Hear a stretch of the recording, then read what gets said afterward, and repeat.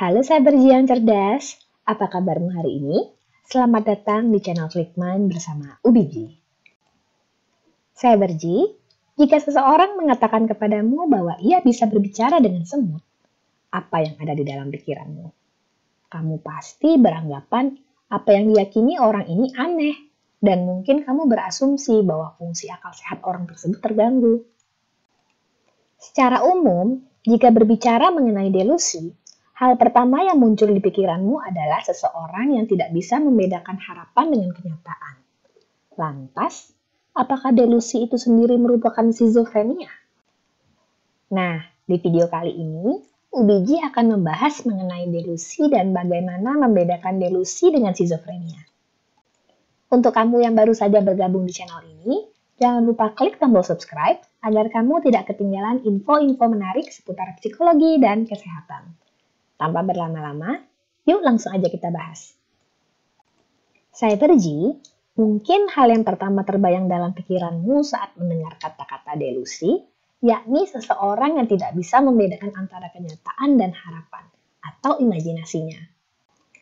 Orang ini sangat meyakini hal-hal yang dibayangkannya, padahal hal itu tidak sesuai dengan kenyataan yang sebenarnya. Lantas, apakah gangguan delusi dan skizofrenia sama? Walaupun banyak gangguan mental memiliki kaitan dengan delusi, termasuk juga skizofrenia, gangguan delusi sangatlah berbeda dengan skizofrenia. Salah satu persamaannya adalah, pada gangguan delusi dan skizofrenia, sama-sama memiliki gejala delusi.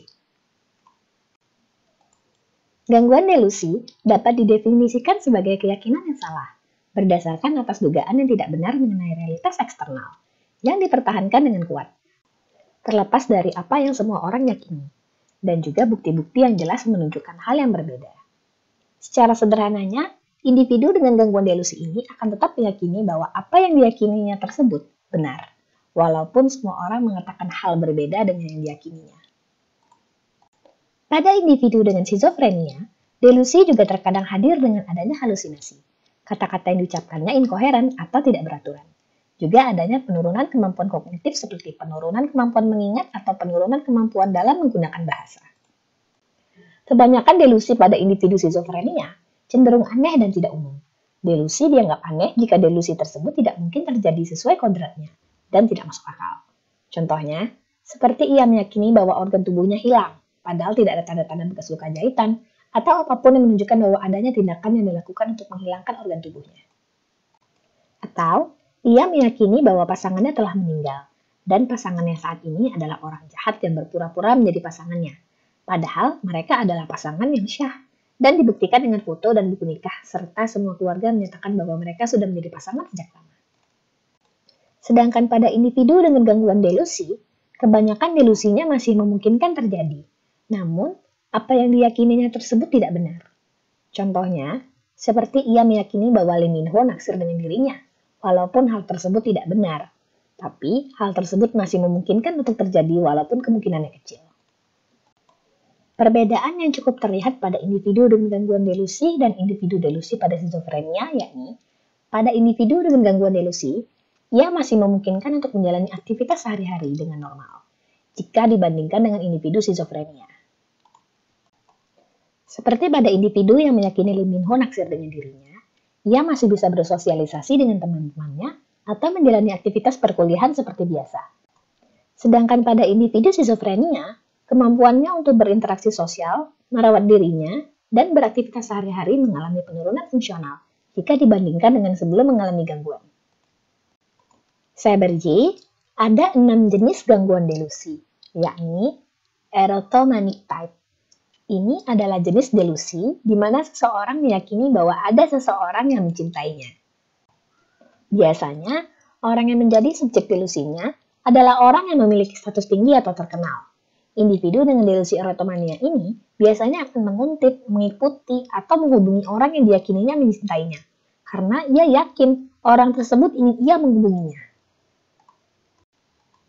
Grandiose type. Individu dengan jenis delusi ini mempercayai bahwa ia memiliki bakat atau pandangan yang hebat, dan orang lain tidak mengetahuinya. Contohnya, ia meyakini bahwa tingkat kecerdasannya meningkat, dan ia bisa menemukan formula untuk menyembuhkan penyakit tertentu. Beberapa individu dengan delusi grandiosa atau waham kebesaran mempercayai bahwa mereka orang penting atau terkemuka. Misalnya, ia mengaku bahwa ia adalah nabi terbaru yang diutus untuk menyadarkan umat manusia. Somatic type. Individu dengan delusi somatic type ini meyakini bahwa ada yang salah terkait dengan fungsi tubuh atau sensasi yang dirasakannya. Umumnya, individu dengan delusi ini meyakini bahwa tubuhnya mengeluarkan bau yang tidak sedap, ada bagian tubuhnya yang tidak berfungsi dengan baik, atau ia mengatakan bahwa ia meyakini ada banyak cacing di dalam perutnya, dan ia merasakan pergerakannya. Padahal, hasil pemeriksaan medis menunjukkan apa yang diyakininya tersebut tidak benar.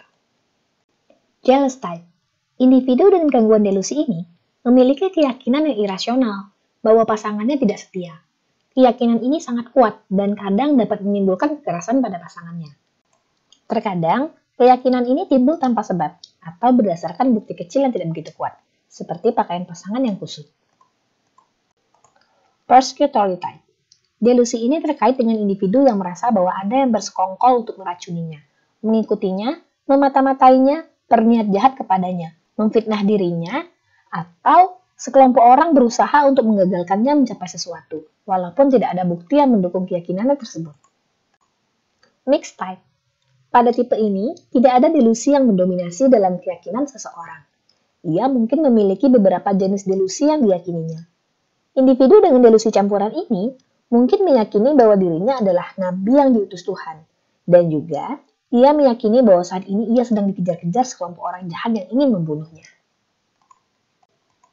Penyebab gangguan delusi ini sampai saat ini masih sulit diketahui, dikarenakan banyaknya orang dengan gangguan delusi ini tidak mencari pengobatan. Gangguan delusi cenderung tetap stabil dari waktu ke waktu, namun terkadang juga dapat meningkat dan menyebabkan masalah dan merusak pikiran seseorang. Sekelompok kecil dari orang-orang dengan gangguan delusi ini dapat berkembang menjadi skizofrenia. Hal ini bukan dikarenakan delusi menyebabkan timbulnya skizofrenia, tapi delusi dapat merupakan prodrom dari skizofrenia. Prodrom skizofrenia adalah fase awal atau gejala awal dari skizofrenia. Namun, sekali lagi UBJ tegaskan bahwa individu dengan gangguan delusi sangat jarang berkembang menjadi skizofrenia. Saran UBJ, jika kamu atau orang terdekatmu mengalami gangguan delusi, agar segera mendapat pertolongan dari profesional. Dikarenakan untuk mendiagnosis gangguan mental sangatlah rumit dan terkadang beberapa gangguan tumpang tindih dengan gangguan mental yang lain. Saya Berji, kita sudah bersama-sama menonton video mengenai gangguan delusi. Video-video UBJ mengenai kesehatan mental ini hanya bertujuan untuk menambah pengetahuan saya Berji, bukan untuk melakukan self-diagnosis. Sekali lagi UBJ tegaskan, gangguan mental bukanlah ilmu cocok logi, karena untuk menegakkan diagnosis memerlukan alat tes dan juga analisis yang tajam dalam beberapa sesi konseling. Dan mohon untuk tidak melakukan praktek ilmu cocok logi kepada orang lain, karena dapat berakibat fatal bagi orang tersebut. Nah, saya Berji, jika saya Berji merasa video ini bermanfaat, silakan share video ini ke teman-teman yang lain, agar mereka dapat merasakan manfaat yang sama dari video ini. UBJ akhiri dulu video ini, sampai jumpa di video lain dan semoga bermanfaat.